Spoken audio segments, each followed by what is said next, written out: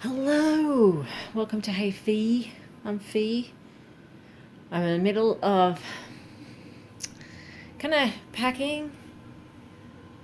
We're meant to be moving country, and then COVID happened. So, yeah, interesting. So, you're going to have to come with me while I do some things. I wanted to talk today about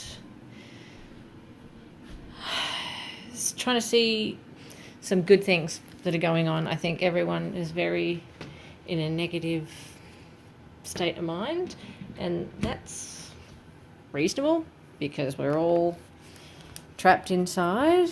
I'm plugging a Nintendo Switch in. Oh yeah, I am. Because I need a break, and I'm going to give them Nintendo Switch more than they should have. And I'm not going to feel guilty about it because I need a moment. We need to not be hard on ourselves. I'm getting heaps of emails that are all hard. Like, I'm a bad mum, I'm a bad parent. I don't know what to do. I cry and I feel guilty, or I yell at my kid and I feel guilty because they have special needs. You know what? We don't have the patience of an angel. We are human, and we're going to be pushed to our limits. And we're going to crack.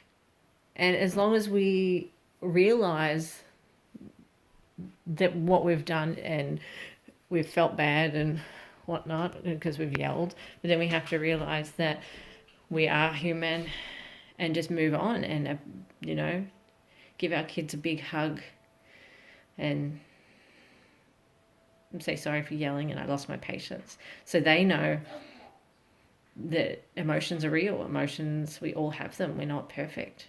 And then they can express theirs. They feel better to express theirs as well. So I've got my little ones. Mama, look at me. Oh, look at what? I'm invisible. You're invisible. Amazing. Invisible. So I am in the middle, it's Saturday, so I'm going to do some laundry. And then I will get back to taking some letters and reading them and answering them. See you in a bit.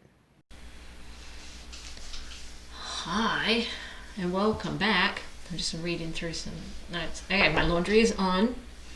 I'm ready. So I'm just talking about getting some positivity back in here.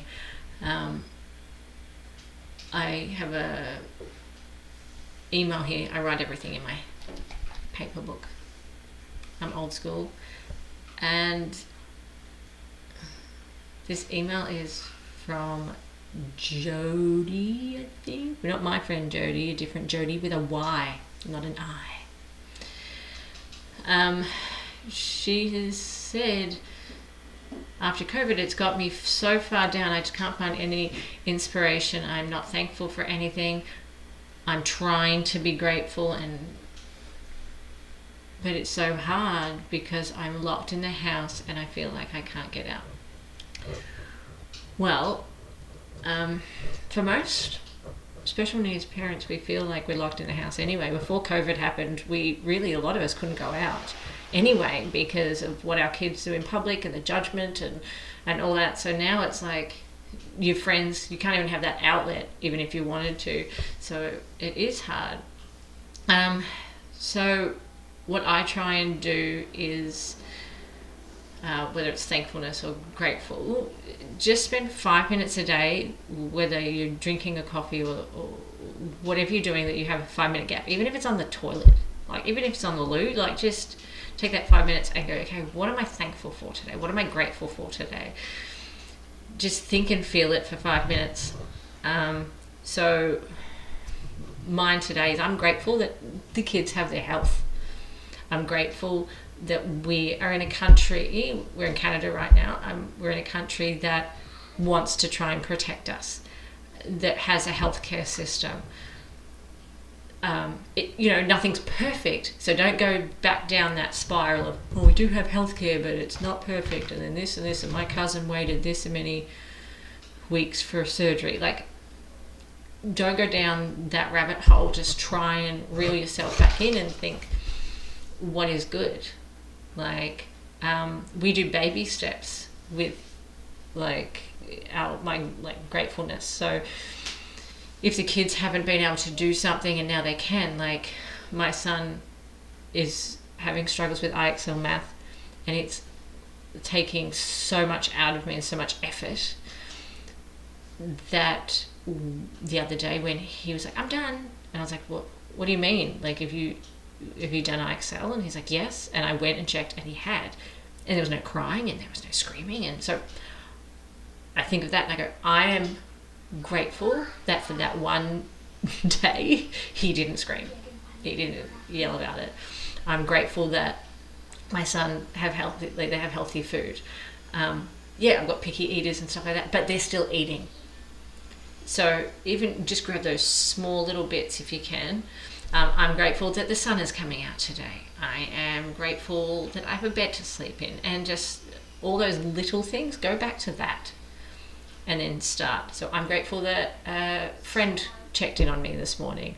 I'm grateful that every Monday and Thursday I video call a bunch of awesome people, and we talk about random stuff and we play games on the app House Party. But it's like I put the kids to bed and I make sure, even though I'm dead tired and I just want to sleep, I have that time, and I'm grateful for them for that. I am grateful for the app for that. I am grateful that I even have that time. So I guess that I answered your question. I hope I do. And it comes back to, we really do need community. We need to share. And I learnt from listening to one of Jay Shetty's videos. He was talking about community, and we're like 3 different types of people. Hang on, let me see if I got his notes here. We either overshare, so we tell everyone our problems, and then these people are like, back off. We tell nobody and keep it in until we explode. Or we tell one person, which is our spouse, until they've had enough. You know what?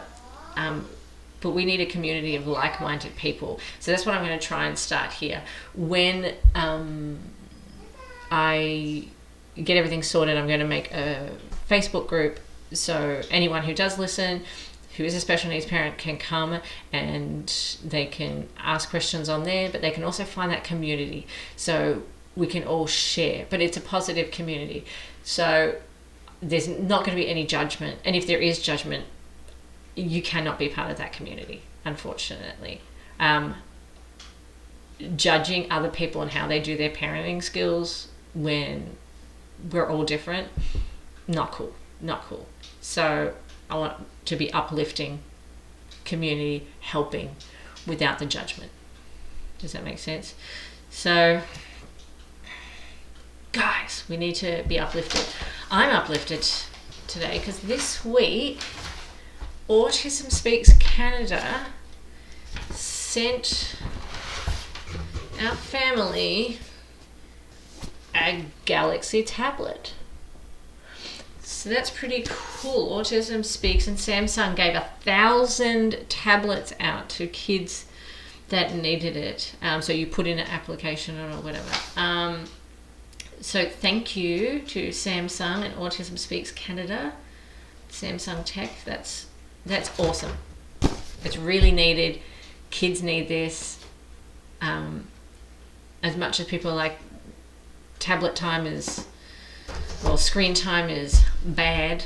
One of my kids learnt to talk from it. He learnt to read from it. He he was non-verbal and now he's verbal, like, because he was watching things and learning things that way. He couldn't do the direct eye contact. He couldn't do that. That wasn't making sense to him, but tablets do. And he would Skype with his grandparents. And so I'm all for tablets. I'm all for tablets with learning things like ABC Mouse and Zoo Academy and all that stuff. And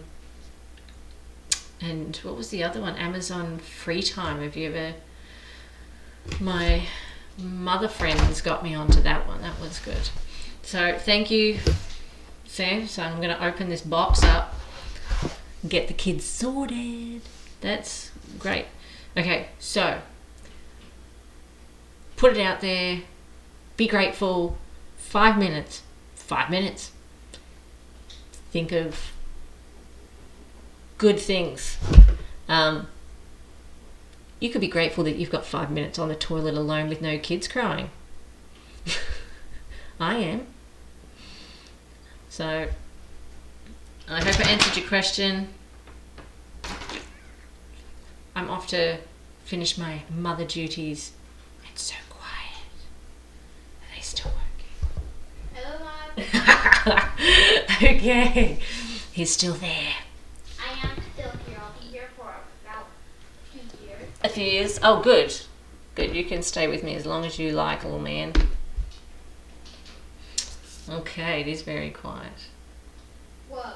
Whoa. Baby, come on in. Okay, well, do I have time? I think I got time for another video. Another email. Not video. Where's my mind at? Okay. Am I a bad mother? No. Not me, but thank you. I don't like getting on the floor and playing with my kids all the time. Sometimes I just want them to play by themselves. Is this being bad? I see other parents playing with their kids all the time. Well, Liana, I don't think you're a bad parent for not having to play with your kids all the time. You've got your own mental health to look after. So how about when you're at that point, you do need a break. That's your body telling you, I just can't do it anymore. I don't have it in me. Maybe the next day, like, do something for you first. Be it ask your, if you have a husband or wife, or someone to help look after the kids for that moment, and go and just spend half an hour doing something for you, like reading outside or just being outside, going for a walk around the block. And then when you come back, then be like, okay, I'm going to give my kids a certain amount of time. Okay, so kids, half an hour we're going to play whatever, board games, operation, I'm going to help you with this. Whatever it is, arts and crafts, playing outside, doing some gardening, whatever it is, set it. And go, okay, we're going to do this for this half an hour. And then they get that time and they feel like they've got that time from you. That's what I'd do. But I don't think you're a bad parent at all. I can't, like, play all day with my kids. It would drive me bonkers. I love them to death. Doesn't mean you don't love them and don't, adore them. But sometimes it's just too much. So just take time for yourself first, and then when you can, just slot some time and go, okay, for the next half an hour I'm going to play with you, or the next 10 minutes I'm going to do this with you, but then I have to do whatever you need to do. And then in 20 minutes, okay, in 20 minutes I'm going to come and do this with you. And so they feel heard, so they feel like you've given them time.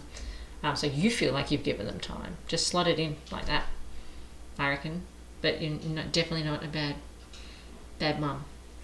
You are an awesome mum because you actually care. If you didn't care, you wouldn't be writing this down to me, would you? You're a good mum. You are. You're a good mum. Don't let anyone else tell you otherwise. Okay, that's all from me. I will see you on the next episode. I'll speak to you soon. Subscribe wherever that button is. Somewhere there. And next time I might do it in the evening so I can have a glass of wine while I'm reading these. That might get interesting. See ya.